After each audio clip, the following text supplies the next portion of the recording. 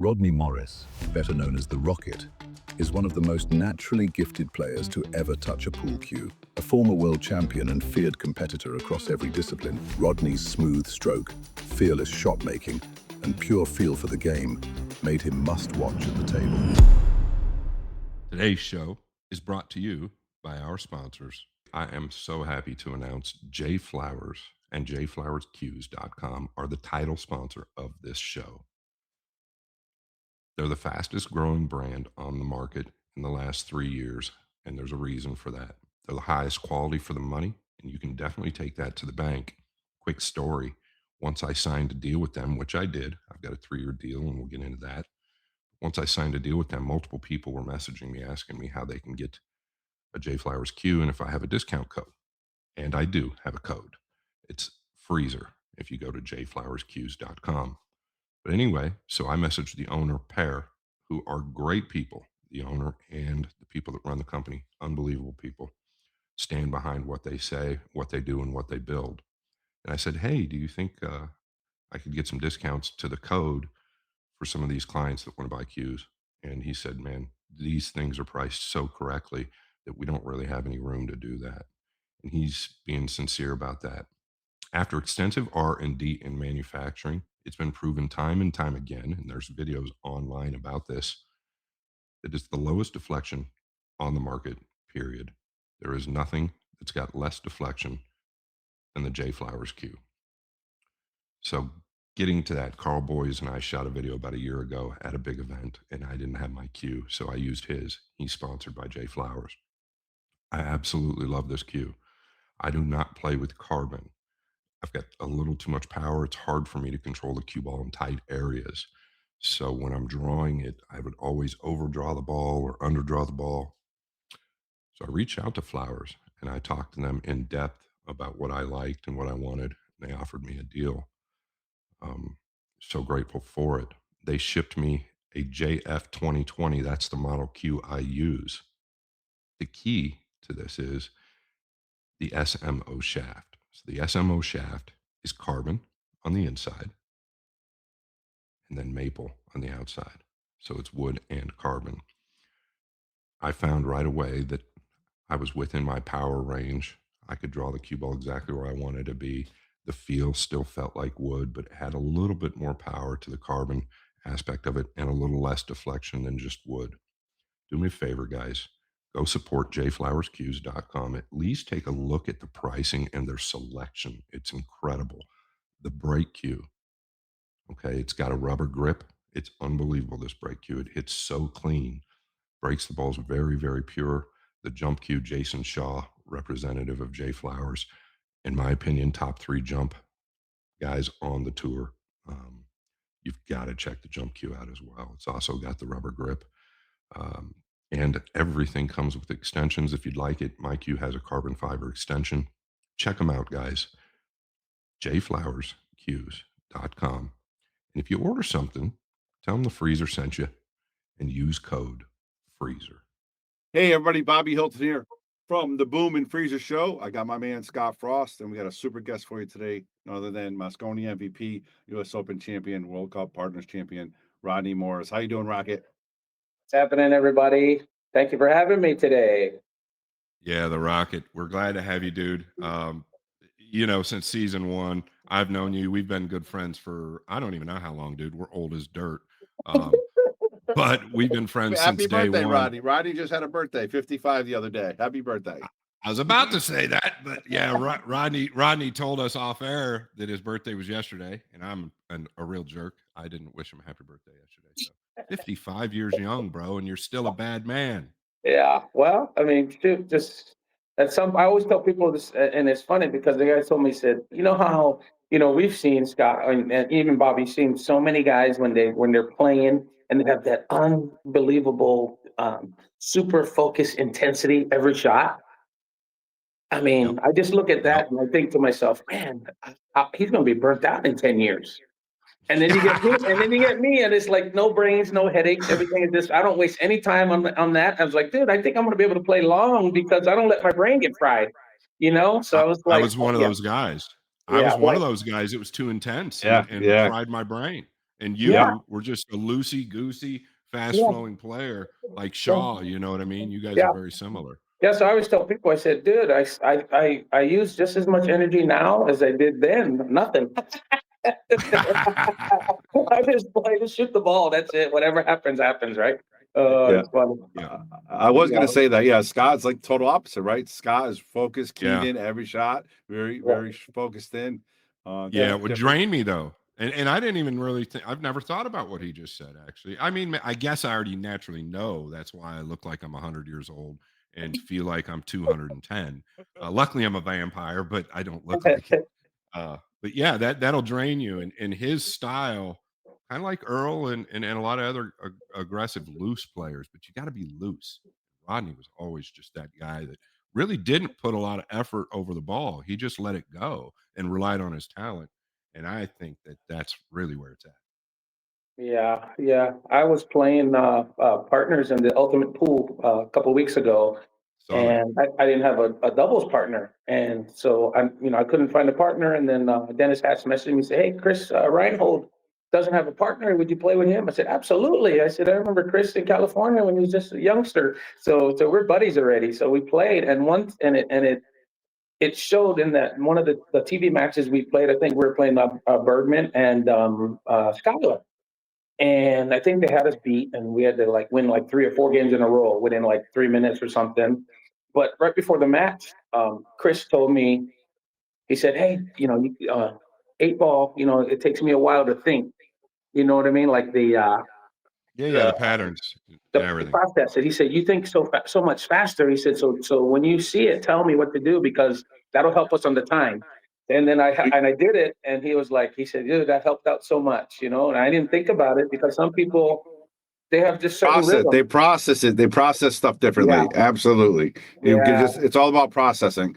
Because yeah. watching it from an outside, you're like, just do that, just do that. And other people they're going to do it most likely that, but it just takes the process time's a little different. Absolutely. And it's funny because I saw like a triple combo and then he's like, "Really?" And I said, "Yeah, shoot that triple combo." He didn't even think of that. He would have looked at 4 different things before he saw it. And then Yeah, that was just so happened was that the was a one shot. that we needed to shoot to get out. And we did it. Then we won the next 2 racks and we ended up beating them. Like, it was, Oh and yeah. we were down on the 15-second shot clock. So, Oh so it was, damn. So that yeah. was great information. I was hoping it wasn't too little too late. That was great information, right? Yeah, yeah, it Oh, was good. perfect. Yeah, that was a good little deal. So I was like, okay, I didn't even realize because I'm thinking he's thinking the same thing with me quick, but he was like, Of course. just like Different. Bobby said, the process time. Yeah, It's yeah, interesting because my one pocket game, I was quicker. I was the quickest one pocket player there was, and I could think quickly. But when my eyes went, and I didn't notice they went, I really completely changed my style, and I had to slow down, and I didn't realize I was doing it. But that's just an interesting point that you brought up. Yeah, yeah, big point. yeah. So this is season number 3, Rodney. We're gonna get into your your stories and stuff. But since you brought up Ultimate Pool, let's talk a little bit about that real quick. This seems like it's catching a gear, right, in the United States. This Ultimate Pool League. Yeah, for me, I didn't know anything about it, at the beginning of the year, and I just wasn't paying attention, too much. I do a lot of clinics and my own exhibition stuff when I go around the country. But a buddy of mine, Jay DeMail, I knew him when he was a kid in Jersey, youngster. He was like, "Hey, man, you ever saw this ultimate pool stuff?" He said, "I think it'll be a good fit for you because they have the shot clock and it's fast paced." And I was like, "Yeah," I said, "I can't really get back into the tournament scene. That's not my vibe anymore. I appreciate it and this and that."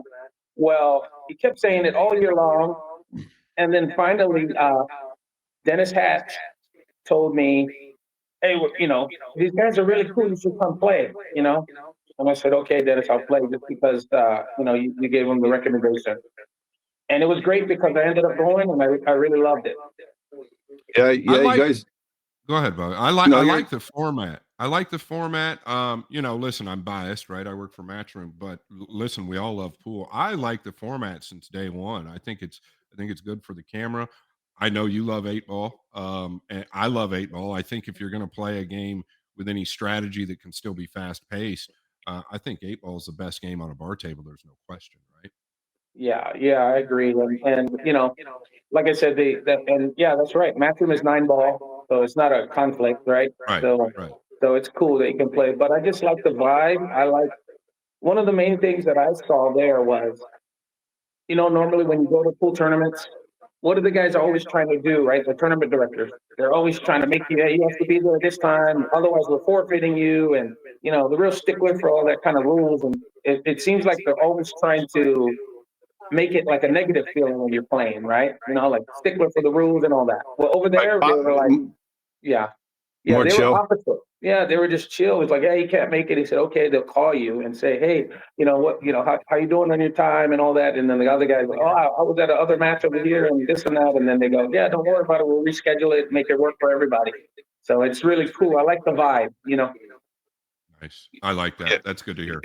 Yeah, it's really different, but it's kind of cool for the United States because you got people like yourself, you got a Johnny Archer in it, you got Dennis Hatch in it. I mean, all the the googly eyed people, when they get the players that played back in the day are playing in this, right?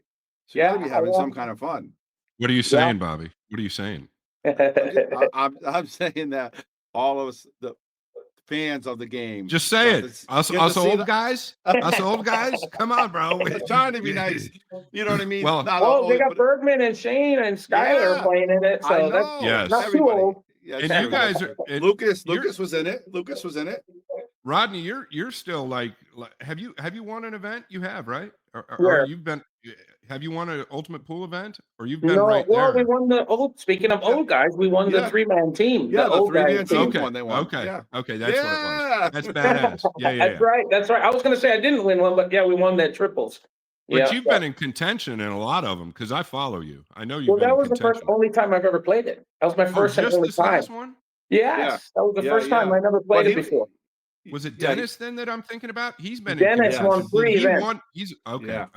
Yeah. He won the triples, and then he won the singles, the legends one they had, and then he won the open, open shootout, I think, or whatever it was. Yeah. Awesome. Oh, the doubles with Waddington. Yeah. That dude played really good. Yeah. Dude, that guy plays so good. Even the other guy I can tell he plays really good. I ended up beating him was the Tom Cousins. That guy's a good player. Yeah, bro. Yeah. I think somebody was saying he's having equipment issues and all that, but so you could tell something was wrong. I thought maybe it was jet lag, but I can just tell that guy's a great player. Nice. Matt Locke played as well. I mean, a lot of great players. Yeah, it was fun. It was a fun event. And then the open, when they did that open at the end, 256 players, and everybody came out of the woodwork, and Hennessy's, and everybody was there. So that was a cool little deal. But 8-ball on a bar box, it is different, what it is, right? It's a little different break. It's mostly break contest, right? So yeah, like anything on a bar table, right? Yeah, you get that breakdown. Yeah. But it was cool. I like the vibe and everything. So I got nothing but great things to say about the Ultimate Pool guy. So are you going to play again? Are you going to play in it again? You think? I will. I'd like to. So I'm talking with them right now and seeing if we can work something out and stuff. So, but I'm creating my own pro tour as well. So that's been kind of under the wraps for a while. But I don't conflict with anybody. My game, it's a whole new game. It's a whole different way of playing, all offense and all that. So it's we're getting some momentum. But mine, nobody's gonna see about it or know about it until we actually, just to give an example, the title sponsor is 25 million. So once we get that first sponsor that commits to it, then trust me, I'll come right back on here, and everybody's going to care about it. Writing that down. You're coming here first. Write it down. Everybody's going to hear about it. So, but until you get somebody to pull the trigger, one of these big corporations, then you're just talking, right? You're just like, having conversations. But so far so good. Everybody likes it. Everybody, and we're on the right track. Our tour is modeled after the PGA Tour, so it's a formula that's proven already. You got to earn your tour card and all that kind of stuff. So it's we're on the right track. But I'm not just, when you don't see me playing pool, it's not like I'm just being lazy and not doing anything. I got to pick my time, more wisely. You told me about this when we were up there working together at Bobby's place at Yale Billiards, and you told it to me. I was all about it. And I also like what you're doing. You're not talking about it, not telling people and promising people things. I never said anything to anybody about it because I know how it is. We've had our hearts broken so many times in this pool. Absolutely. For sure. Did I 100%. think? Yeah, you're doing it the right way. I'm excited for that, Rodney. I Yeah, hope it works. yeah. We're getting some real good traction. So more and more people, I sent the deck out to a bunch of people, a bunch of companies, and everybody has their way that they can fit in and be a part of it. So it's like, I don't want to leave no stone unturned as far as sponsorship. So when you watch one of these, let's say, for example, a PGA Tour event, you'll see all the different sponsors everywhere. So we're not going to just launch a tour and then have only one sponsor. No, we're going to make sure, everybody has, gets in, because what's that's going to do, right? It's going to generate more money, right? So, Love so it.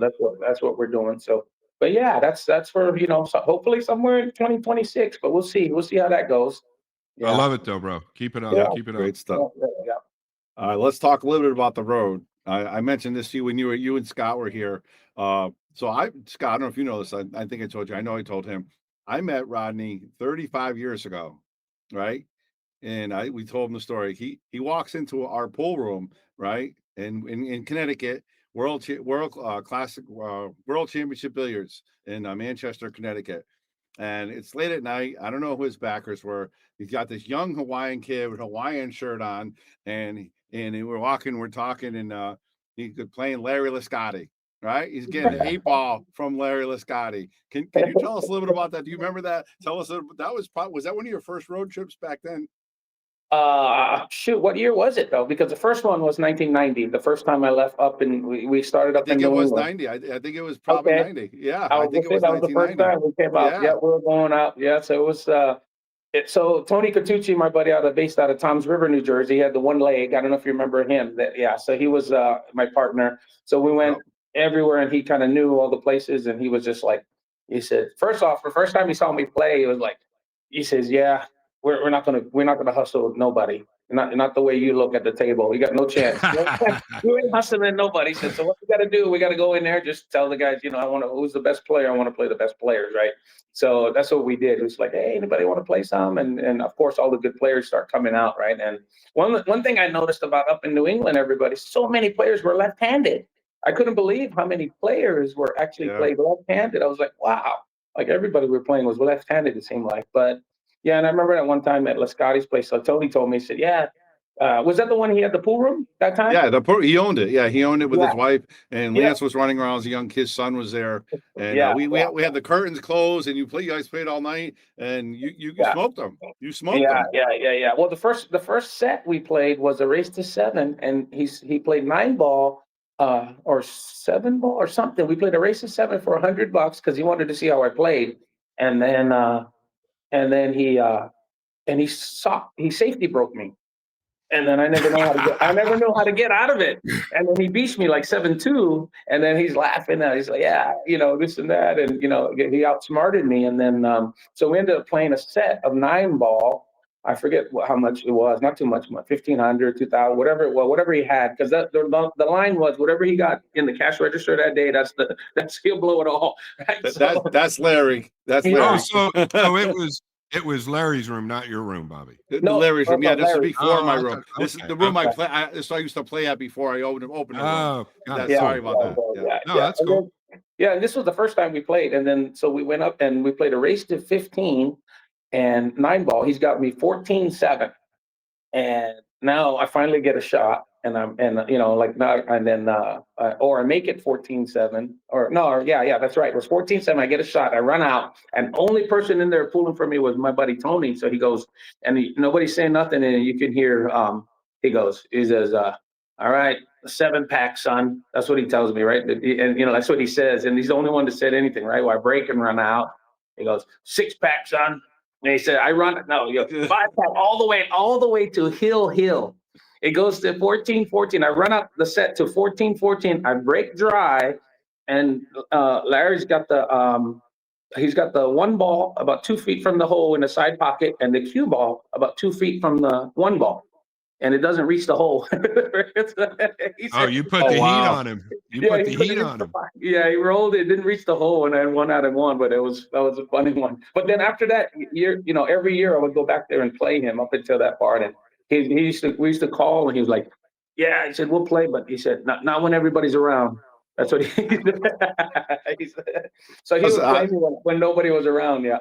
This break is brought to you by our sponsors. One of the great things working for Matchroom Multisport is that I get to build relationships all over the planet. I never dreamed I'd be in this position, and that's why Matchroom is always first and foremost for me and always will be. So a couple of weeks ago, two fine gentlemen, Stephen Tucker, Joe Furtado, founders of Hilltop Promotions, gave me a call. You might have already heard about Hilltop Promotions. They're out of South Carolina, and they've built a venue specifically for what they want to do. And here's what they want to do. It's the King of the Hill 9-Ball Series, where it's one-on-one. Both players are guaranteed very good money. But the key to this is the winner is going to advance. So they're going to get to play the next match with the next challenger. The match they've both been waiting for is the rematch of the 92 U.S. Open, and that's what's going to launch this platform. The 92 U.S. Open is one of the most talked about U.S. Opens in history. It's when Tommy Kennedy defeated Johnny Archer, a.k.a. the Scorpion. So in the next few months, the time is going to come where those two are going to meet head-to-head once again. As I mentioned, the winner will advance. Let's just shoot numbers out there. The winner gets $10,000. The loser is guaranteed $5,000. There's not really going to be any funny business there, and the reason being is that the winner moves on and has another shot at $10,000. All expenses will be paid to the players. They'll be put up in a really beautiful place. And let me tell you, I've already seen a video of the venue. These two gentlemen, Furtado and Tucker, they're very successful and they mean business. This venue is top of the line, and it's go time. Hilltop Promotions. Keep your eye out for them. Coming soon. And I want to talk a little bit about one of our sponsors here, the guy that made this banner right here, the Bowman Freezer. That's Elvis from In the Box. He's been with us since day one on the show. The Shark Stream Yale Billiards, my other business as well. We do business with them. They have these shirts and designs that are second to none. And you can go online at inthebox.com and check them out. They do personal jerseys, jackets, pretty much everything you need. They also sponsor players. And if you use the Bowman Freezer, you're going to get 15% off. That's right. You put your order in today, you can get the Bowman Freezer shirt. You can get your own custom jerseys, whether it's APA or your favorite player, anybody that you want to get. You can just say Bowman Freezer. You're going to get 15% your offer, 15% off your order. And that's Elvis In the Box. So shout out to Elvis. Great job, In the Box. Well, I don't really know where to begin here, but let's just start from the beginning. Classic Billiards in South Florida. I met Dave Bartosiak and Leah about a year and a half ago. And they immediately struck me as people that just don't stop. They don't quit. They don't give up. They just continue to push forward. And the vibe in their pool room is unlike any vibe I've ever seen prior. They want people yelling, screaming, having a good time. Not to mention their food is as good as it gets. They've got the honey barbecue garlic chicken wings, and people order them from all over that area, even if they don't play pool. Something even better is they just opened a 9,300 square foot addition that gave Classic Billiards 16 bar tables and 11 big tables with a special feature. That feature is a new arena called the Aramith Arena. And in my opinion, it's one of the most technologically advanced arenas in the world, with a raised enclosed commentary platform that's directly over the TV arena. I had a little hand, very small hand in designing this, but I was with him when he was FaceTiming me. And this place is fascinating. One last little drop here. They've collaborated with Matchroom, and they are the host of the Premier League pool this year, the PLP. We call it a major because it's such a tough event to win. Last year it was in Bosnia. Moritz Neuhausen won that event. This year it's in South Florida, Fort Lauderdale, Florida, to be particular. Classic Billiards. You got to give them a look up. If you're in the area, you better check it out. Leah and Dave Bartosiak give new meaning to new pool rooms. Beer, balls, and wings, baby. I want to talk a little bit about Tommy Supplies. That's TommySupplies.com. And Tommy Supplies is a tattoo supplying company. They are one of the largest in the world. They're located right here where I'm from in Connecticut, and they are unbelievable. I checked out their factory. I'm friends with the owner, Tommy, and he's doing incredible things, not only for tattoos, but he also is all over the place. He does tattoo conventions and he's on the news. He's really doing big things. He's obviously sponsoring the Boom and Freezer show. So again, shout out to him. Great job. But Tommy's Tattoo Supply has some great products. They have Starbright ink. It's incredible ink. It's one of the most, I guess, best inks out there for tattoos. You got to check it out. That's TommySupplies.com. Get your products from them. TommySupplies.com. Tommy's Tattoos. Thanks for being a sponsor. Now back to the show. Yeah, because he was the idol in New England. You know, you come down there and you take care of business, and that's what we want to talk about. We want some of those stories. You know, give us some good juicy stories, guy. What were the real good ones coming out on the road? What do you got? Well, Scotland knows one about that. So a lot of people don't know that I went away for 4 or 5 years, right? And then I didn't play from 1997 until 2001. At the end of 2001, so 2002, I'm coming back on tour or coming back to play, and it was the very first event at the UPA tour in Virginia. And I guess Charlie Williams was starting this new tour, UPA tour. So it's like, okay, let's see what it's about. Efren, Bustamante, all the guys were there, and it was a single elimination, and my first round was Efren, so he beats me 15-14. But before that tournament starts, I got to remember now.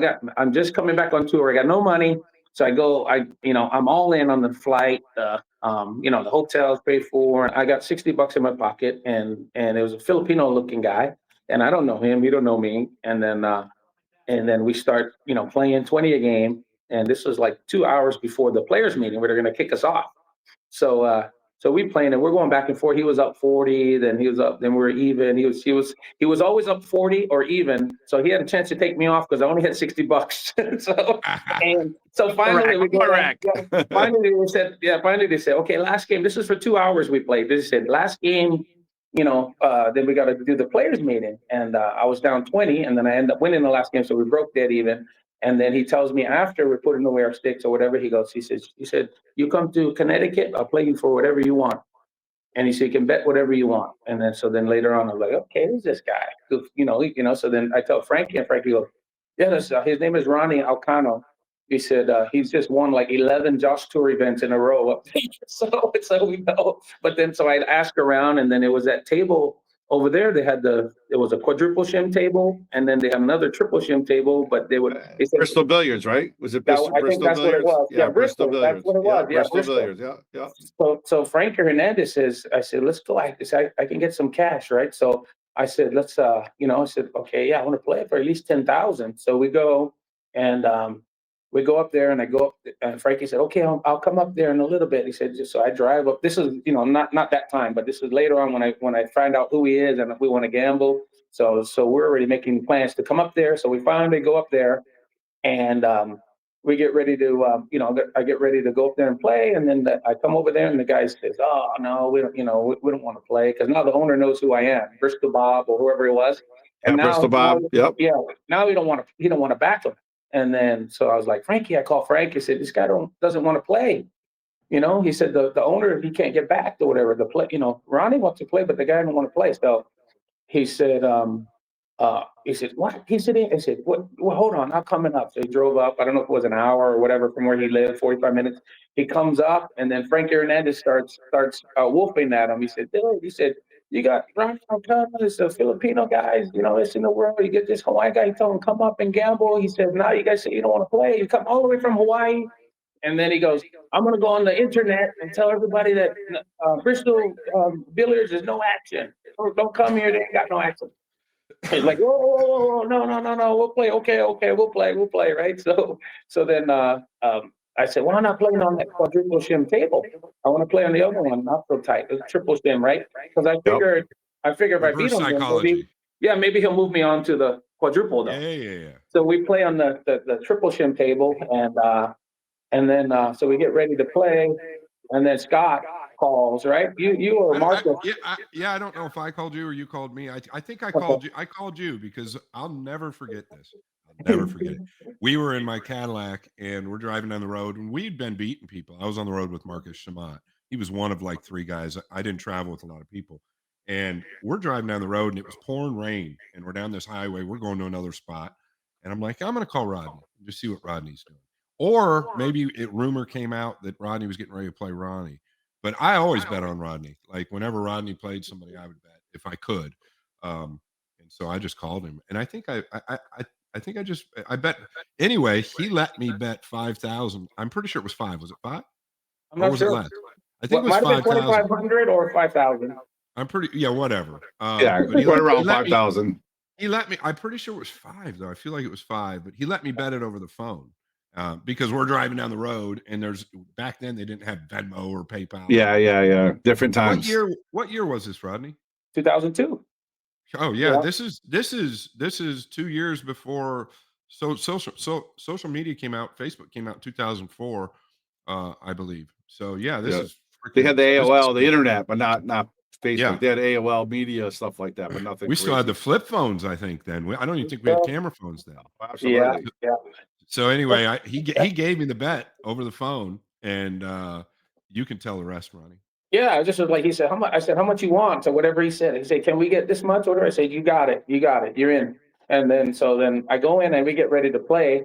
And I go in the bathroom, wash my hands, wash my face, get ready. And then Ronnie comes in and he says, he says, Pare, he said, we have to do 500 saver.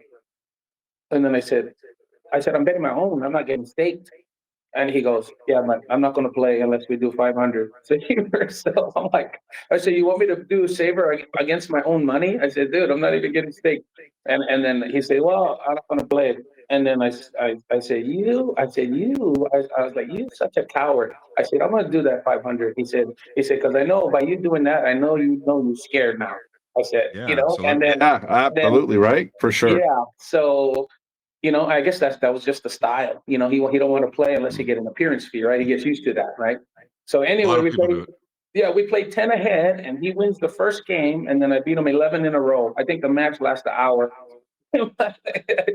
Yeah, you called me like we're still on the same freaking highway, dude. And I get my phone rings and it's Rodney, and I look at Marcus and I'm like, there's no way he could have lost, right? There's just no way. And I thought they're still in the match. I answer the phone and he's like, where do I send the money? I was like, holy shit, dude, this guy's a fucking animal. I played so good, I never made a mistake. I never missed the ball. Yeah, it was well, that's something that's just something I want to get across to the people, like especially the newer era. I was talking about this with Boosty. There's a lot more elite players nowadays. A lot more. Don't get me wrong. But you, Johnny, I mean, listen, Dennis, you guys could have played with any of the elite players in your prime. There's no question. But there just wasn't as many of you. Opportunities too, right? Right. The opportunities were different. But this guy here, like, listen, he was more, whether he admits this or not, he was more of a money player. He was a money demon. This guy was a money demon. He's won all the titles you could ever dream of. I have in my discipline, but he was, and there's not a lot of them out there. Archer was okay at money.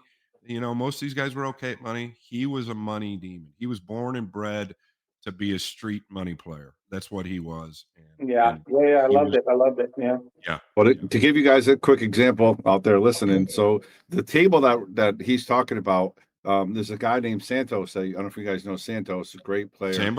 Santos Sambahan?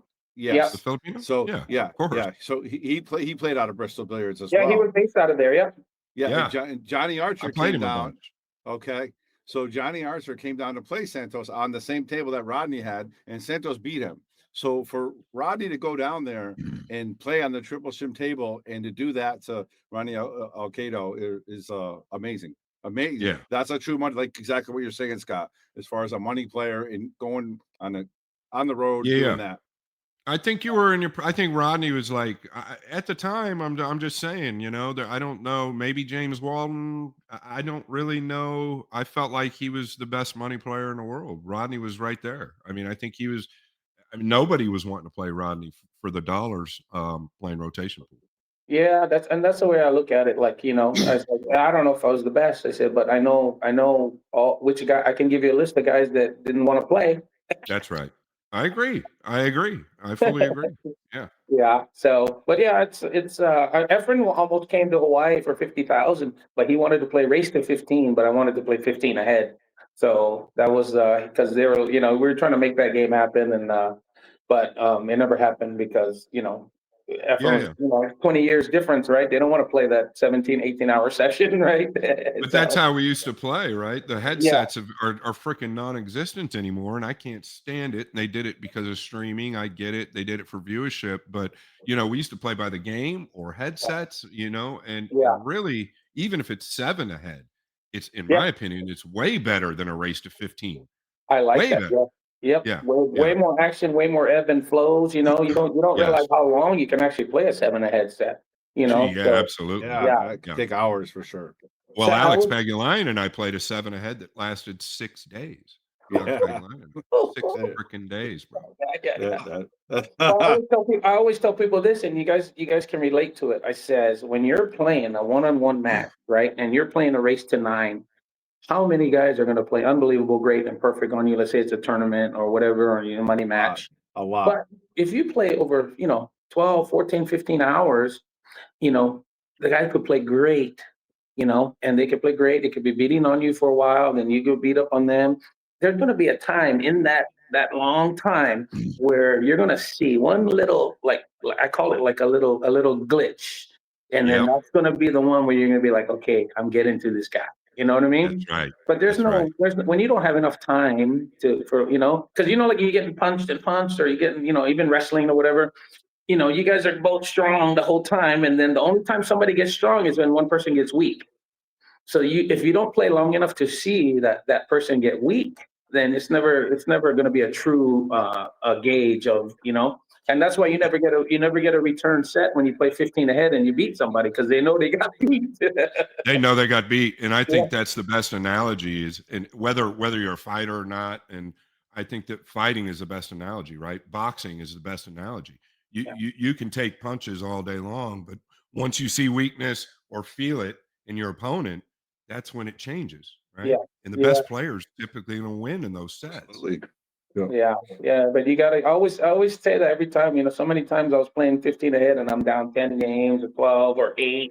And then later on, then I see one little glitch, and then I start coming back, and I'm like, oh, I got him now. Got him. I He's got getting him. weak. He's getting weak. You know what I mean? And Yeah, yeah, yeah, yeah. It's funny. But good but stuff. yeah, Good stuff. there's a lot of battles like that. There's a lot of I gotta tell you a story about Steve Miserak. May his soul rest in peace. It's a One good of one. my But very good friends, Rodney. yeah, yeah. I don't know about you, but I loved Steve Miserak. He I used to loved him. come to Hawaii all the time. We were really close. Yeah. So 2002, I'm in Florida, and he hasn't seen me in 5 years because he knows I went away, right? And this was right after he had his stroke. So he just had a stroke. So yeah, I got to come. He comes over there. Just he's getting pushed over there, and he's still got all this whole side is like numb, right? He can't I really remember move it. this whole side. Yeah. So he comes to Florida over there. I forget where I was playing, and it was a tournament. It was a double elimination, race to 9. And he comes. I give him a big hug. I almost start crying, but I held it together, and I get ready to play a match. And he was like, I said, "No, how come you came over here?" So you don't have to come. I could have came seen you. He's like, "Wow." He's like, "I want to see if you can make a ball. You can still make a ball, right?" So so he's watching my match, and we're talking, and then I play my match, and then I win 9-0. And then it's kind of early on in the tournament that day, right? And then so we're talking, and then reminiscing, and then and I got to play my next match. I win 9-0. And then I ended up playing to get to the finals. While he was there, I won 4 matches in a row, won 9-0 all 4 matches. So Wow. now I'm waiting in the finals to play. So he sees, so the finals is 1 race to 13. And so Steve, he's like, well, he says, I guess you could still make a ball. He said, so then he ends up leaving, and Tommy Kennedy beats me in the finals 13-5. Oh, really? Yeah, I told him later at the U.S. Open when I see him, I said, Steve, he said, you won that? I said, no. He said, how did you lose? I said, Tommy beat me 13-5 in the finals. He was like, I thought you had. I said, you were my good luck charm. You left, and I couldn't win after that. It was funny. But yeah, but Right. while he was there, I won all 4 matches 9-0. Yeah, that was funny. But What yeah, a he hell of was. a player he was, too. Oh He was a yeah, he heavyweight. was. Yeah, if you watch if anybody never got a chance to watch my the biggest tournament I won when I was 25 is The 1996. IPT? No, the that I won was Efren in the final. I Oh lost to yeah, Efren the IPT, but the biggest one that I yeah. won at the time was U.S. Open 9 ball in '96, and I beat Efren in the finals. But Steve Miserak and Jim Rempe were commentating on that one, and somebody told me later. He says Miserak says in that interview, he said this kid has the finesse of Efren Reyes and the power of Earl Strickland. That's what he says in that Oh, thing. I was like, that's a wow. big compliment right there. I was like, what? What do you do after that? Oh, no wonder Yeah, my yeah. downhill after that, right? Yeah, Yeah, yeah. so that Well, was a you big. I did. never knew. Yeah, I never You knew he said do. that. Yeah, Big touch. You got soft hands, and then you know the back of the pocket, everything back of the pocket. I'll never forget it on those gold crowns. The way you know that sound, right? You love yeah, that sound on the gold crowns. yeah. Diamonds don't have that sound. I remember one time me and Scott were playing in Reno, and I shoot that flyer hill. Remember that flyer jacked up on I the do rail? remember it. Oh my God. I was like, dude, I ain't gonna probably win moving from here. I said, if I spear this ball in, but I might not lose it if I don't make it. And I Sure. spear it in and run out. You're like, what the hell? Yeah, that was one of the best shots I'd seen. Yeah, that was Yeah. one of the best shots I'd seen. Yeah, when I shot it, I was like, dude, that thing went straight in. Because I'm not real. I was like, I'm not real fancy on the diamonds. That's always been Yeah. kind of like my Achilles heel. When the diamonds came around, I'm like, oh, this is kind of weird. Because the way you look at them down the rails, you got to look at it into the facing, and we're always trained on the Brunswick to shoot into the long rail part. Yeah. We're trained to hit into the long rail, so it's a big transition to make sure you don't touch that long rail now. You're exactly right. Yeah, you're Yeah, exactly right. You so it's want a to hit the little wide side different. of the pocket. Yeah. Yeah, yeah. So It's funny how your player as a mind, like you said, how do you get it switching? Because you're trained to go inside to hit the rail on the Brunswick, and then you go out. On the diamonds, it's a lot tougher. yeah, Psychologically, it's yeah, and it's not trained. I mean, like you're 30 years you play the other way, right. right? That's what I mean. It's in your head. It's Yeah, in your head. It's yeah. so funny listening to you guys. You guys talk about a tournament. You both talk about one match and one shot. Pool players got such good memories, don't they? When it comes to matches and games, they can remember Yeah. every shot, every game, especially the losses, right? Yeah. Oh, yeah. Shoot, you kidding me? Yeah, I remember what Efren did to me, man. That guy. No, I'm kidding. I Yeah. want to talk about that. What was your toughest loss, Rodney? Whether it was money, tournament, talk about your toughest loss on the table. Mhm. What do you got? Well, the toughest loss for me was the that IPT. What he's talking about, because that was the biggest money one. So Yeah, that was a big one. 2006, right? 2006. But the reason why they got me on that one, and that's why it was a tough one, is because all I did that tournament, going into that tournament, was practice my break, because that's the key on that 8 ball. You have to go On to that hard and you equipment, have to break. slow Yeah. cloth. Yeah. So I just worked on my break, and the way I had it set up was I broke dead in perfectly straight in line with the middle of the table, and I had both of my feet, pointed the same way, cross, not pointing towards the target, pointed cross, like Yeah. left-handed facing Sideways. that way, Yeah.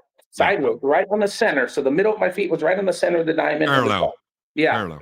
yes. So right, so I had 147 break and runs that week in there. So now I'm in the finals. Wow. Yeah, the number Yeah. I had the most. So And I on had. those tables and that equipment, that's not freaking easy, because I played the IPT. I think Bustamante had was one behind 146, but it's only because I got to play the final match that last You day. got So a couple more one games. or two. Yeah, one or two.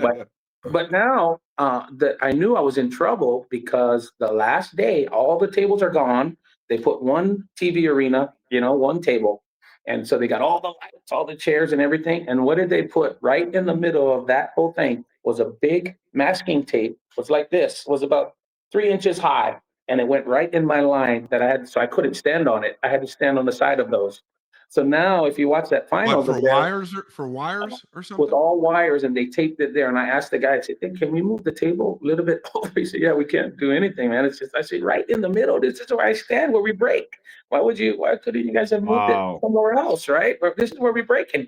So so they couldn't do anything. So I'm like, I gotta stand a little bit on the side of my stance. Well, the last 3 breaks I did, I was up, I lost 8-6. My last 3 breaks, I scratched in the side on the right.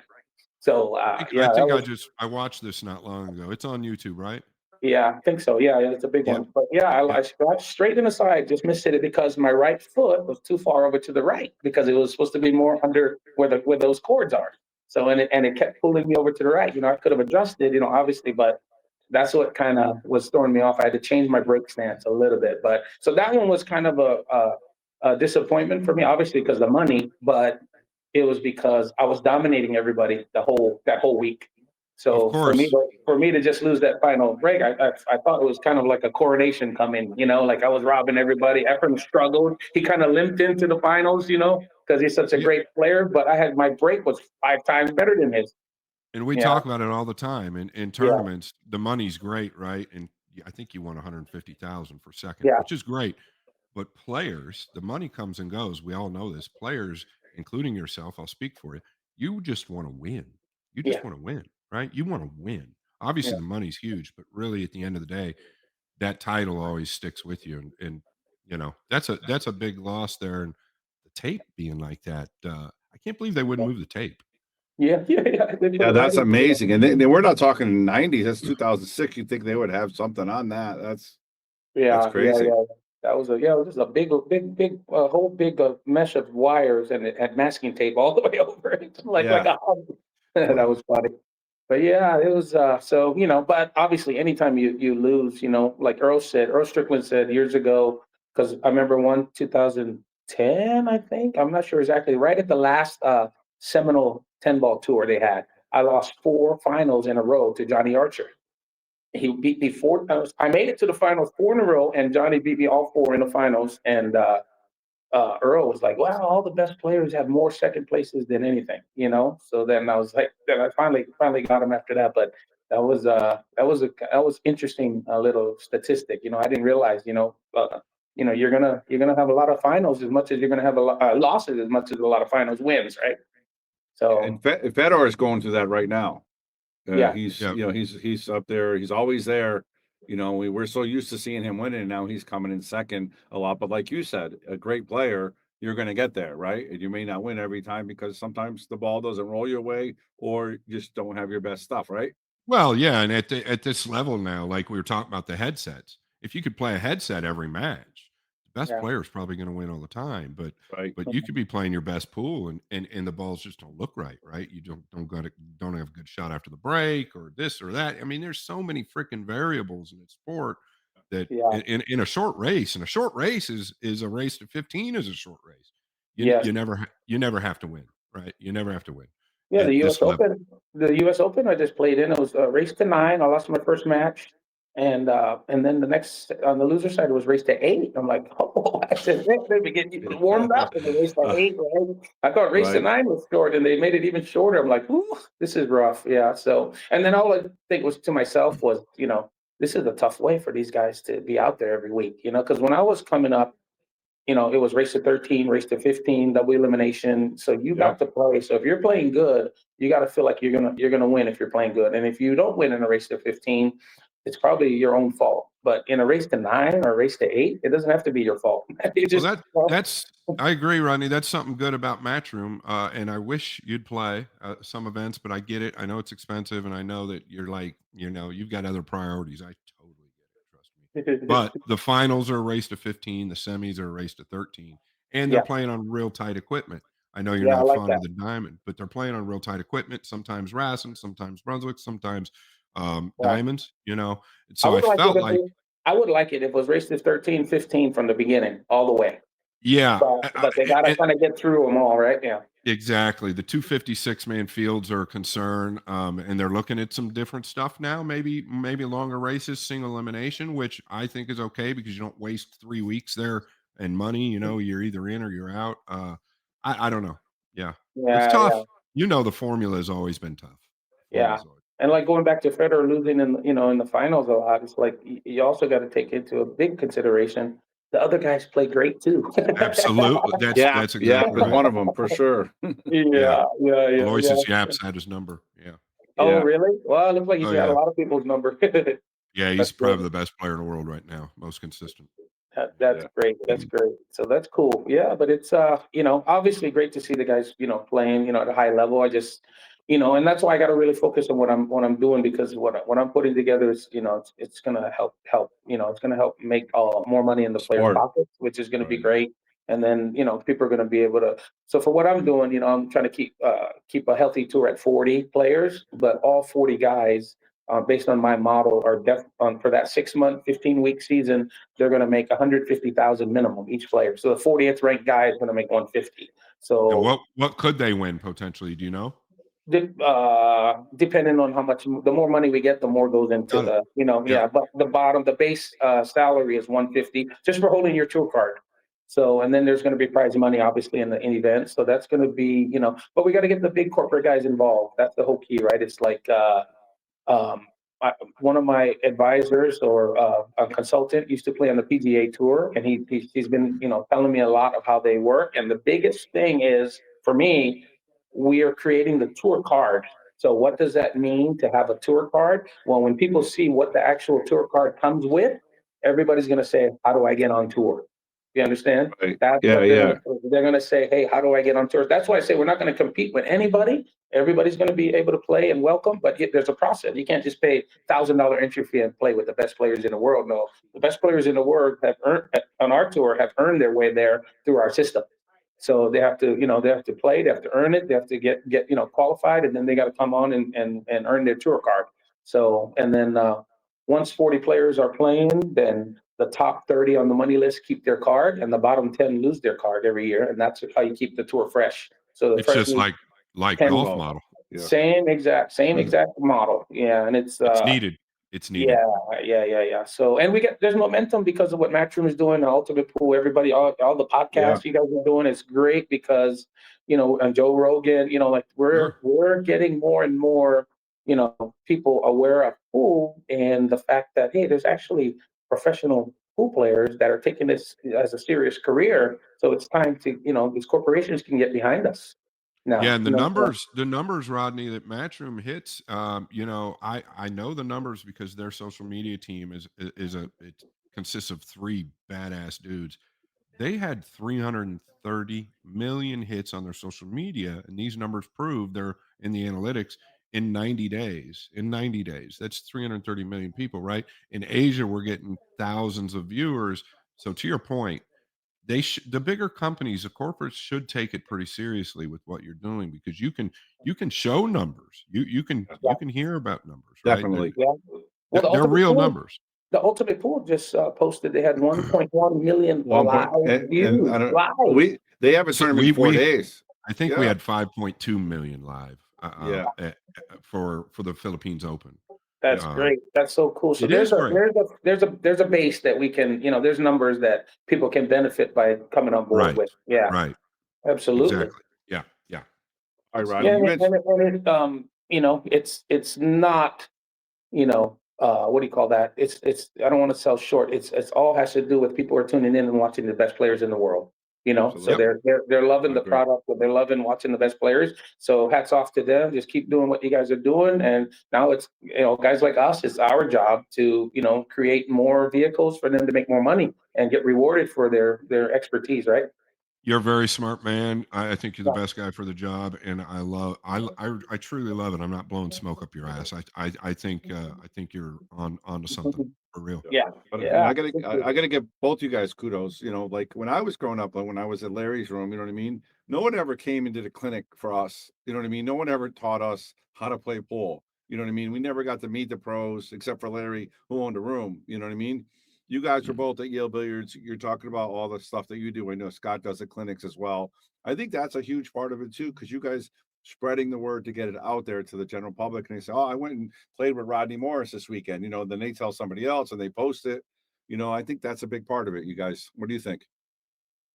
I agree. I think, well, one of the biggest things that I noticed from teaching, more and more players get interested because they understand how hard it is what we're doing. When we explain it, and they're like, "Oh, dude, I had no idea this was this much going on in pool." And then they're like, "Yeah, I'll never be able to do that." Then they have a more bigger appreciation for it because the normal layperson is just tune in and watch pool. They see the ball go in, they see the cue ball end up over there. They think, "Yeah, this maybe anybody can do this," but no, you guys can't. So that's the thing, right? We gotta make more people a little bit more educated on how to play and love the game, and then they can really appreciate the best players at the best level, right? So that's cool. I Yes, agree. absolutely. All right. Well, you mentioned Johnny Archer. A couple times in the finals. I want to talk about who was your toughest opponent growing up. For your career. Who did you have the most trouble to get through? And was it Johnny or was it somebody else that you just every time you saw him in a tournament, you're like shit, or you know what I mean? I'm gonna have to work at this one just because it's that person. Well, okay, perfect example. 1996 was my first year on tour, and Johnny was the one because Johnny and Nick Varner used to come to Hawaii from 1990 to like 94. They used to come every year and spend about a month out there. They would golf in the day, and they would play me and my buddy Evan at night, and we would play them races to seven for $100, take turns who we played, and they would play us 5 sets, and then they would quit, and we never won a set like 3 years. So now in 1994, we're like, okay, we're better now. To give Evan the 7, give me the 8. Now we want to play for 5,000, 10,000. So we became close and buddies after a while. But we always gambled with them. And so 1995, Johnny was like, you should come and start playing on tour.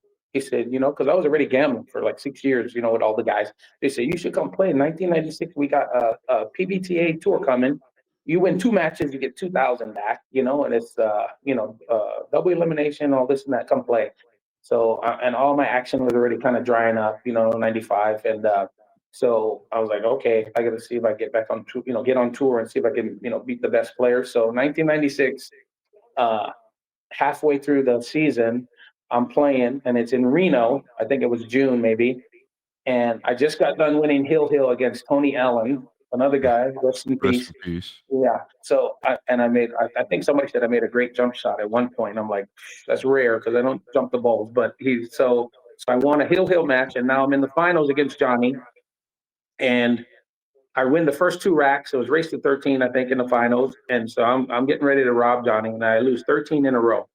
So he beats me, he robs me. So then, so now I'm like, I'm quitting now. I'm done. Crushed, right? You're no crushed, more, right? No more. I'm done. I'm Crushed, done. No more. crushed. Yeah. So when it comes to that, I would say back then in the 90s, he was a player of the decade. He was a player of the decade in the 90s. People don't realize. I hate what's happened now. I'm sorry to cut you off, Rodney. I hate what's happening now. Now, listen, people make mistakes, right? And I don't condone certain things, right? But we all make fucking mistakes. Every one of us. I wish people realized how good Johnny, but Johnny was, listen, man, Johnny was a machine in the tournament atmosphere through the 90s.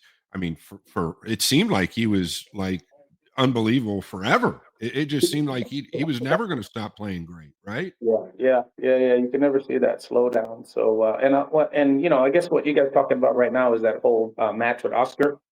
Is that what we're Yeah, That's what he's talking about. Yeah. I'm not talking about that. I'm saying, but something like that has really blown up, which is unfortunate, right? Well, I wanted to let people watching know exactly, what happened, and because I was there, and I'll tell you, there's one person that lost money, that physically lost money. They lost $3,500 that day, and they paid it. And the He reason told why me I know, this. is because that person is me. Yep. So Oh, wow. I went over there, and Johnny asked me if I would bet because somebody had pulled out, and I said, I was like, I said I only got like 3,500. So he said, well, you bet 20, give me 2,500 of it, whatever. So and I had talked with Josh Aurier later about it, and Josh said, well, that makes sense. That was the only money that was paid. So when people talk, so even though Johnny didn't pay Oscar all the money, Oscar didn't lose no money that day. I lost made money. 3,500. I lost 3,500. How come nobody's putting a GoFundMe for me? I lost the money. I'm gonna set one up, Rodney. I'm gonna set one up Yeah. here in about an hour. Yeah, but it was I understand not How did you lose the 3,500? So I bet 2,500 there, and then right before the match, there was an older guy, Mitch Ellerman, said, "Hey, this guy wants to bet 1,000." I said, "Yeah." And so as soon as the match was done, I gave him the $1,000. Did you So lose the 2,500 in the middle? Yes, yeah. So I think so. What happened was I think they gave it to Oscar, then he borrowed it back or something like that, right? I don't know. I think Johnny borrowed that money back and then never paid him. Yeah, I think that's what happened, something like that. Yeah. So but yeah, was I mean, Johnny, not getting your paid. toughest guy? Yeah, not getting paid and losing money is two different things too, right? It's Sure. like, Sure.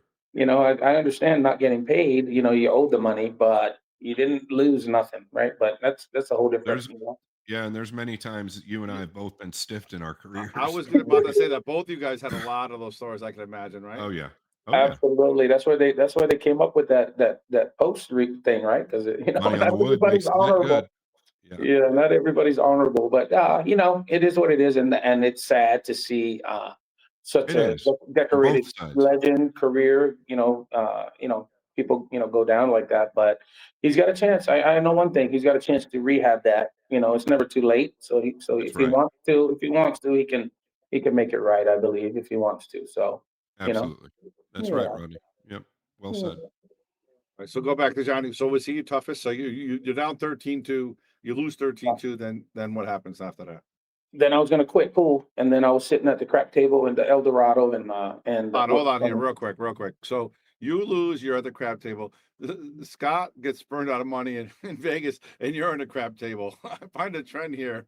I Yeah, remember yeah, talking. yeah, What's yeah, going on with yeah. that?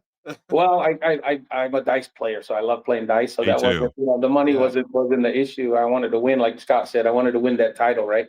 But and then Willie Munson, another one, rest in peace. A great Wisconsin legend. He was Yeah. on the Doing other well. end of the table, and so I'm throwing dice and on the other side, and and uh, and I forget what it was. It's the most money I ever won, but it was my mom sitting back there behind me and waiting, and I'm just shooting dice, and I'm hot now. So I think whatever money I had, I think I might have You're bought in with shoving. it. Yeah. Yeah, yeah. So then I'm playing, and Willie Munson was like, "What happened?" I said, "Well, Johnny got me. I lost 13 in a row," and I said, "I'm done with pool." You know what I mean? And then he goes, "So we're talking, and I'm throwing the dice, and it's the dice is hitting, and then it's went on for about an hour." So I ended up holding the dice for about an hour, and I'm talking to Ooh. Willie the whole time.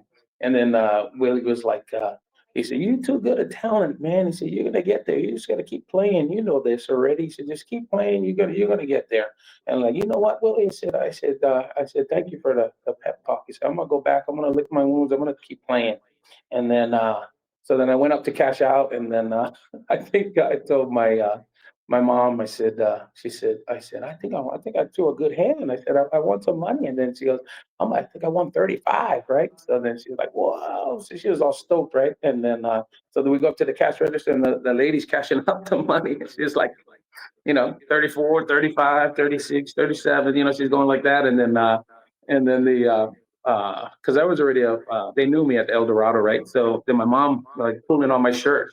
She's like, "Ron, I thought you said you want 35." I said, "Yeah." She said, 3,500. I said, "No, 35,000." I told her. That was a great one. So, yeah. And then right at the end there, it was right at that time when, that movie Passenger 57 with Wesley Snipes came Oh out. yeah. Oh yeah. Oh, And I had this idea because in part of that movie, the guy says, "Oh, bet on black." yeah. So every time I would go to any casino, I would put $500 on black, and I was on a hot streak. I won like 10 in a row, and this was my last one. I won. I put 500 on the black, and I won it. And then I walked. We kept walking. I won 10 in a row betting on black because of that. Yeah. And Man. then the first time I 5,000. lost, and I never did it again. The first time it came up red, I'm like, I'm done. That Love was it. fun. Yeah, it was funny part of that movie. I think I hear that story a lot where people always bet black. I wonder how much casinos made on that, right? How many Yeah, people go bet black on that? Oh yeah, yeah. I know. They were fixing the roulette to make it always go on red, right? Yeah, right. Probably. But no, but the end of that story is I go to home, and the next tournament is Puerto Rico, and that was my first major I won. My first match was Efren, and then I beat Bustamante in the semifinals after on the PBT, TV match. PBT event.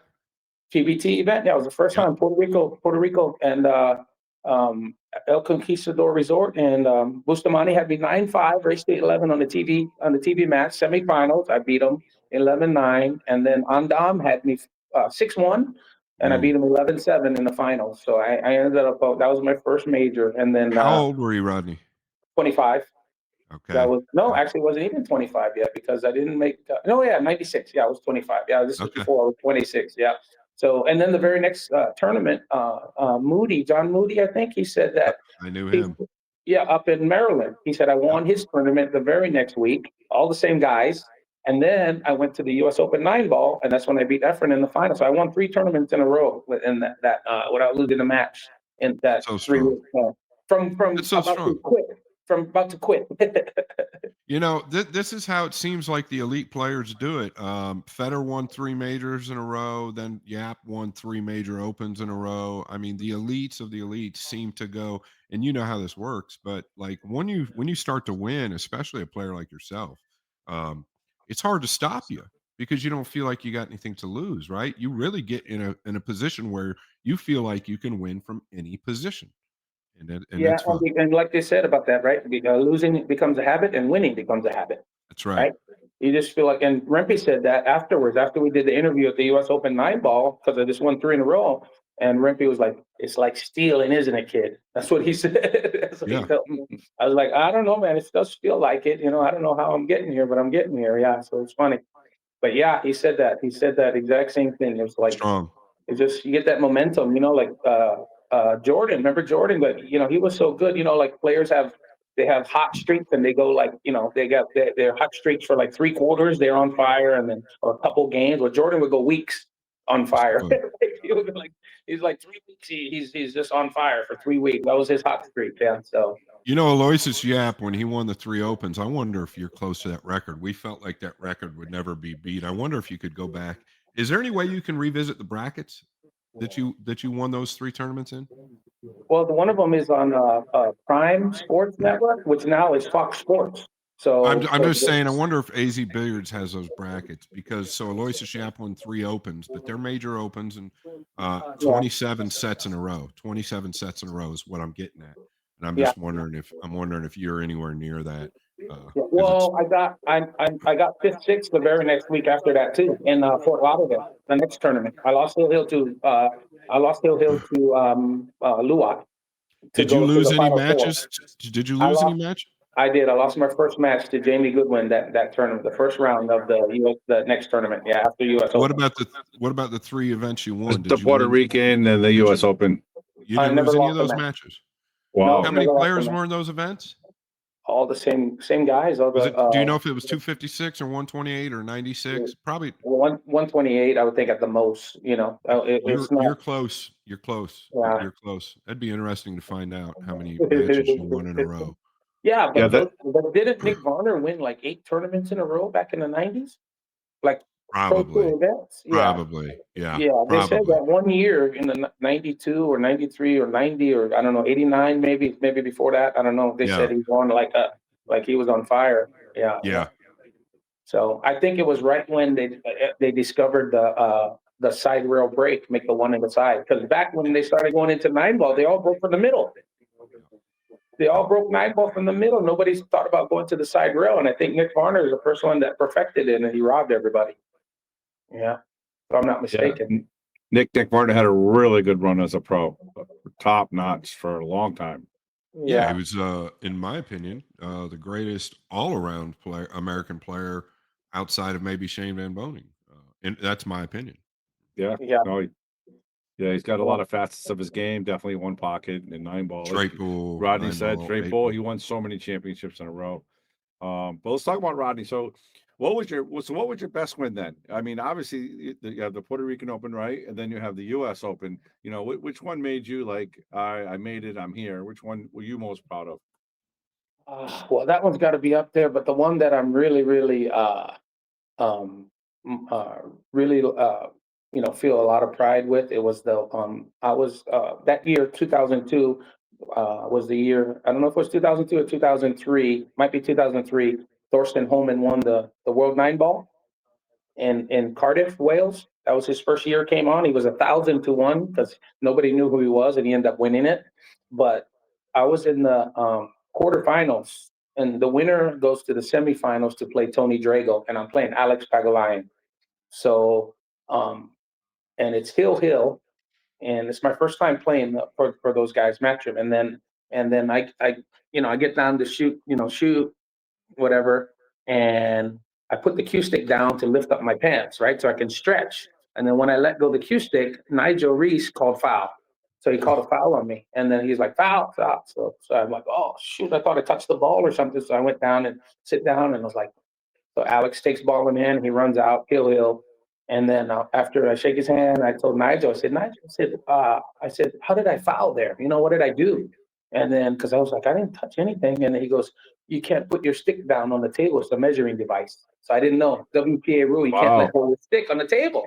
So I didn't know. I said, yeah. So I said, shoot, I didn't realize that. Well, later on that week, Sharon Tokley, who was running everything that time, she really liked me, and she never met me before. And she's so Luke Riches calls me and he says, we really like your style, and Sharon is really impressed with you. We want to invite you to a tournament in Poland that we're starting. It's called the World Pool League, and it's in Warsaw, Poland. So it's 8 players, but you play a round robin. So you play each other. You play 7 matches. Then the top 4 records advance to the semifinals, the single elimination from there.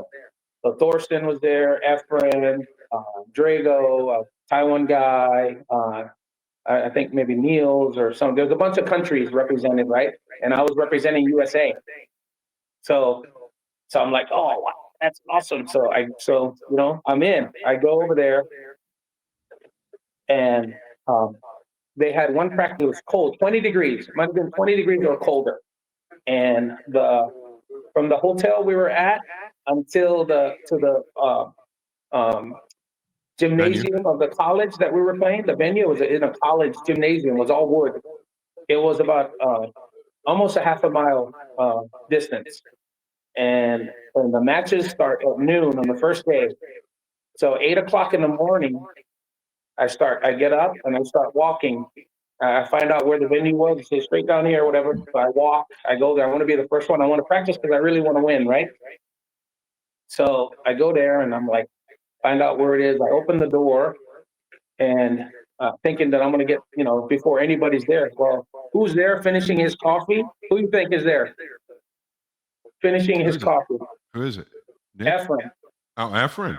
Yeah, he was there finishing his coffee. So he knows, he prepares too, right? Yeah. So we're talking, the whole time, and then, practicing before everybody comes for a couple hours. And then he said, this is a good tournament for you to win here. He told me. He says, because you win here, it's very, very famous. You're going to be, then you're going to get invited to a lot of places all over the place and all that. So he said, I want you to really try hard to win this one. So I said, okay. He was that way. Yeah. And then, so he gave me that little motivation, right? So I end up playing. I was down 4-1, race to 7 in the finals against Thorsten. And I come back and I end up winning. I end up winning 7-4, 7-5, and I won that tournament. Until today, that was the best tournament because of how tough it was with the round robin, but because of how much it meant to me to, like Efren was like wanting me to win that, and then it was shown. And I always tell people, I said, there was no Polish players, not one Polish player. This 2003. Now look at all the Polish players. You don't think they were watching that? Right. Of course. Yeah, great. Yeah, absolutely. Yeah, Poland's got some great players now. Yeah, I'd like to think that those kids had watched me at some point and liked what they saw and fell in love with the game. So that's a good thing. Miško Fortunski, I don't know if you know who that is, left-handed player. I do know him. Yeah. Okay, he could have been one of them guys coming up because he reminds me of you a lot. You should watch him on YouTube real quick when you get a chance. Okay. Miško, Meishko Fortunski. Yeah. He reminds me a lot of you. I wonder if he followed you or watched you coming up. Yeah. Watch the YouTubes and stuff too. I used to get a lot of messages from people and say, "Hey, I followed you." And then one recently at the U.S. Open was one guy. He told me, he says, "Yeah," he said, he's a young guy. He's good friends and hangs out with the other Greek player. What's a Greek Kazakis? Yeah, So his friend that he hangs out with, he said, "Yeah," he said, I introduced myself, said hi. He said, "Yeah, you know my father." And I said, who? He used to be in Florida, in Spring Hill.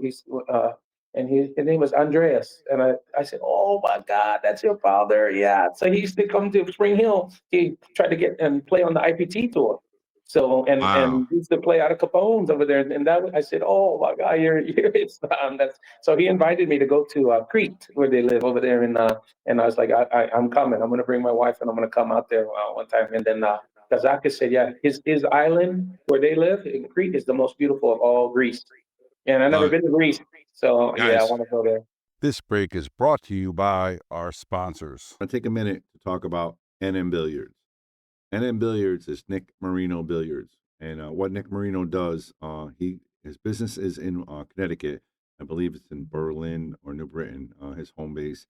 But what this guy does for the pool community, he sells pool tables, he refurbishes them as well, and he also has some cues. But what NM Billiards is, it's a family business. He has his daughter and his son involved in it. But they move tables, they sell tables. So if you're in the East Coast, you want to send him a message. The link is in the bio. That's NM Billiards, and he's one of my good friends, Nick Marino. But what this guy does is he moves tables. If you need something to be done, if you have a table you want to get rid of, or if you have something you're looking for, give him a call, give him a shout out. He'll take care of you. That's NM Billiards. Check out the link. so whenever you're in the Phoenix Valley, whenever you're in the Valley of the Sun, it's here in Arizona. You've got to come to Phoenix and check out Metro Sports Bar and Grill. Metro Sports Bar and Grill is your host for sports. You can watch any of your sporting teams on, I think, 40 or 50 flat screen TVs. They've got a section just for sports. But more than that, they've got 8 pristine Blue Label 9-foot diamond tables. That's 8 pristine Blue Label 9-foot diamond tables. And this guy, David Lee, the owner, recovers these tables literally every few months. They play like brand new. If you ever get a chance, you have to stop in, especially to Metro Sports Bar and Grill. Not only that, they have 9, that's right, 9 Blue Label diamond bar tables, right? And they play absolutely perfect as well. They use only the best in Aramith pool balls. This place is your host for wings, beer, your best sporting events, and the best tables in the Phoenix Valley. No questions asked. Do me a favor, head over to Metro Sports Bar and Grill, say hello to David Lee, and use my name. Tell him you stopped in. Maybe he'll buy you a beer. Thanks to Metro Sports Bar and Grill. Wayne Harriman, the Sandman. Wayne Harriman's been he owned a company a while back, and he sponsored the Boom and Freezer show. He since has retired, and he still is a sponsor of the show. And I want to give a shout out to my man Wayne Harriman. They call him the Sandman. Great player, a huge ambassador to the sport. Always helping out, donating to charities, and anything to do in the pool community that needs help.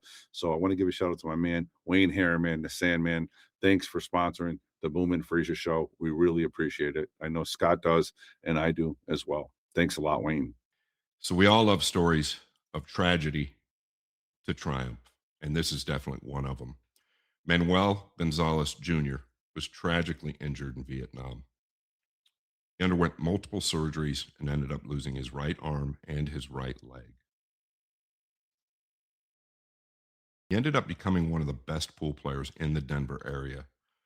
And I think that's pretty heroic and inspiring. People would always ask Manuel, how did you do it? How do you do it? And he would simply look at them and say, control the rock. What he means by that is control the cue ball. Do me a favor.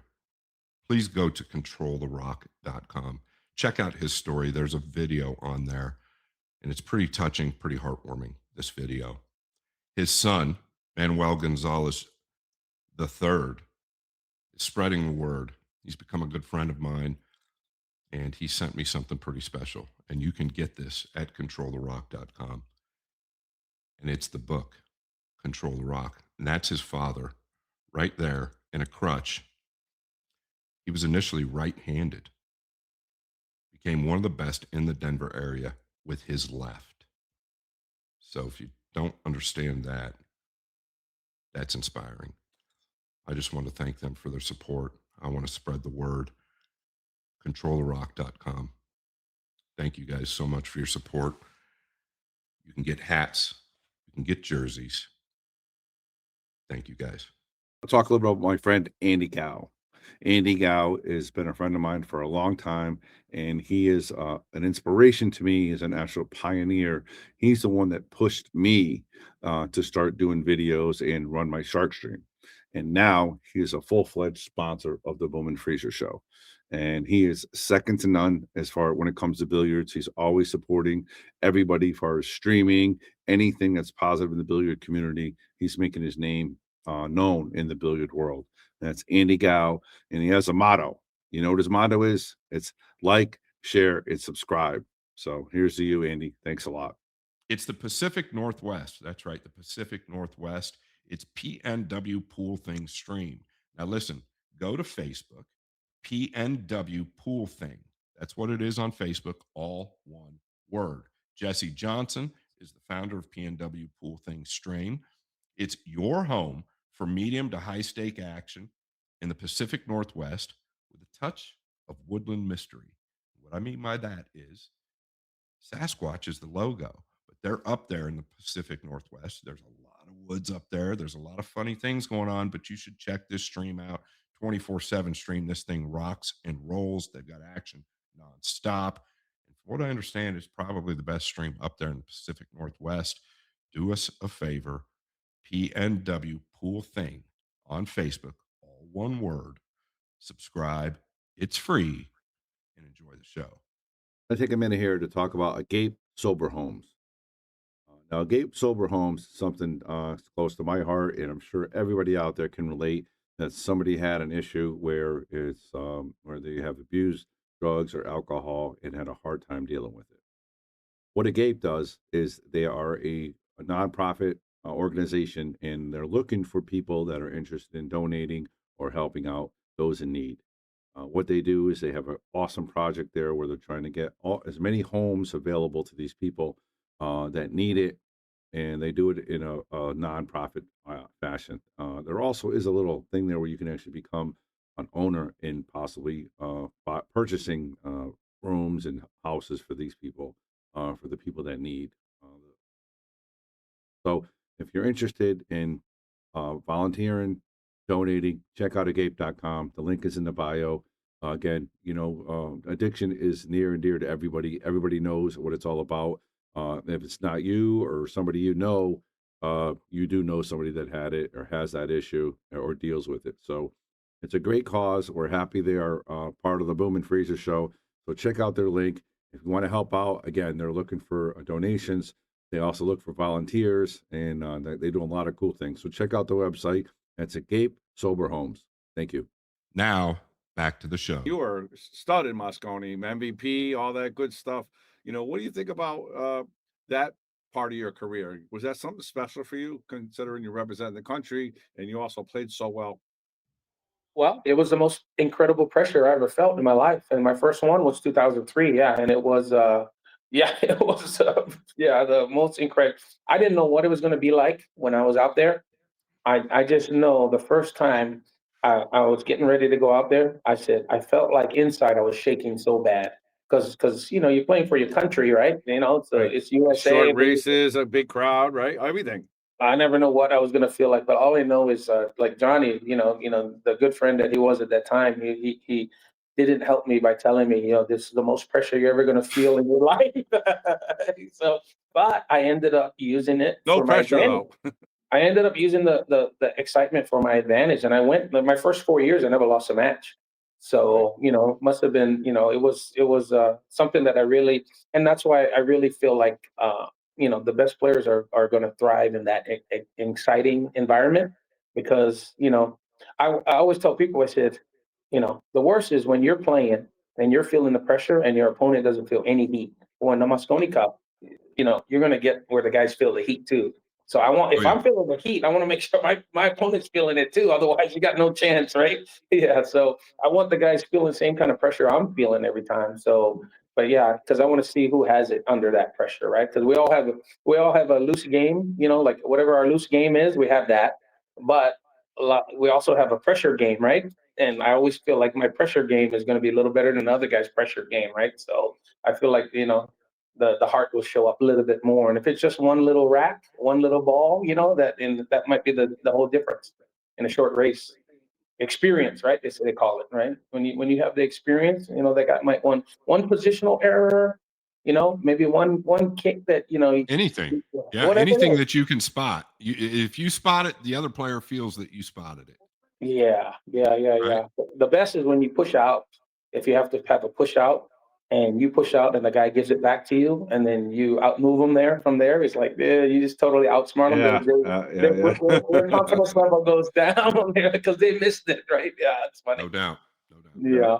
So, Uh, but yeah, uh, Moscone Cup was the best. Was the best. Yeah, I wouldn't. I would say that's the most pressure, but it's also the most fun.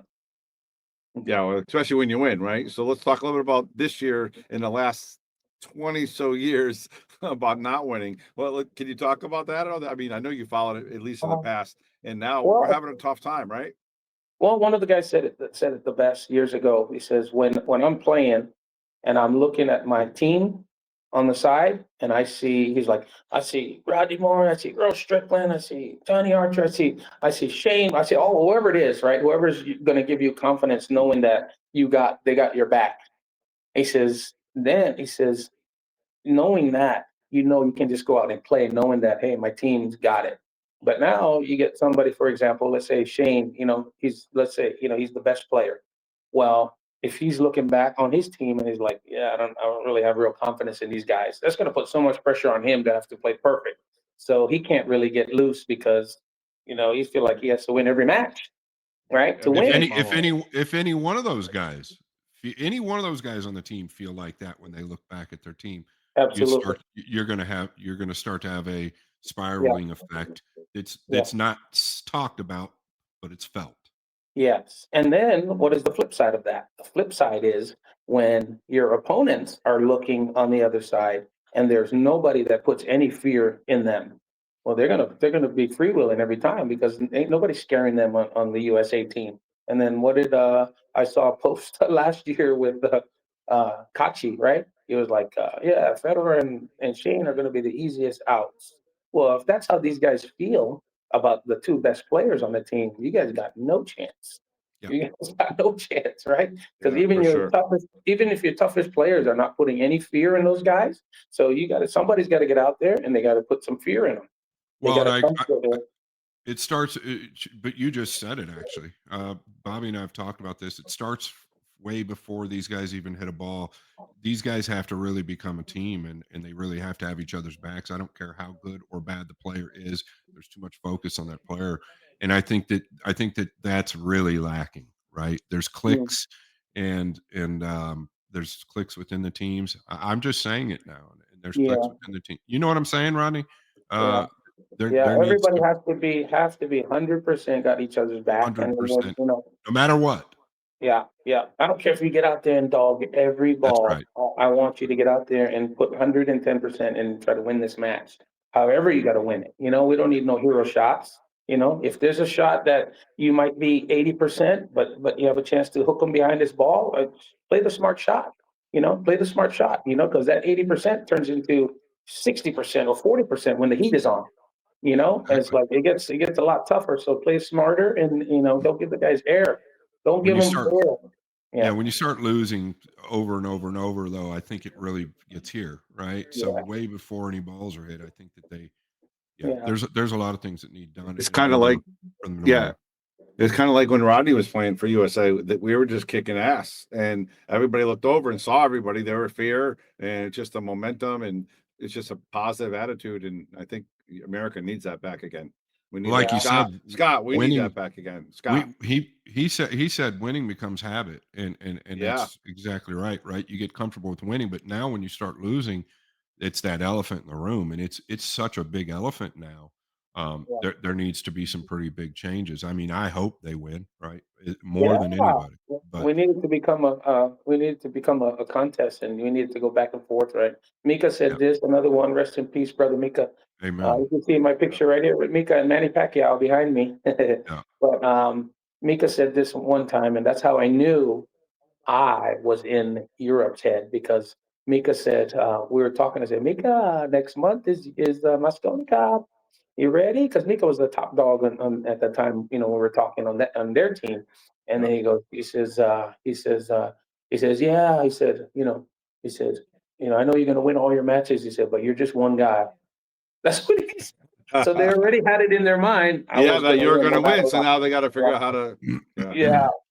So so I know when they're looking at me, the guys, they weren't happy to see me. So it was good. Yeah. So it was, I like that part, knowing that, we kind of, but if people are looking over and you don't see nobody scaring you over there, dude, you're not going to Well, win. yeah, and you mute or you emitted an energy, right? If these guys, like I said, everybody's worried about the exact player, but if any of those Europeans sense a lack of confidence from just one of those guys, it's Yeah. over with. It's over Yeah. with. Like they'll Yeah. eat you alive. That's why they have to have each other's backs on and off the court, right? And they Yeah. truly have to believe in each other. And if that's why I feel like there needs to be some type of talks behind the scenes. You put two players together you think might have egos with one another, and you just fucking hash it out, Yeah. and go through the whole, because you want these guys to become a true brotherhood. It Yeah. has to happen for that period of time, and I feel like a lot's changed since then, from your era to now. But maybe I'm wrong. We'll see.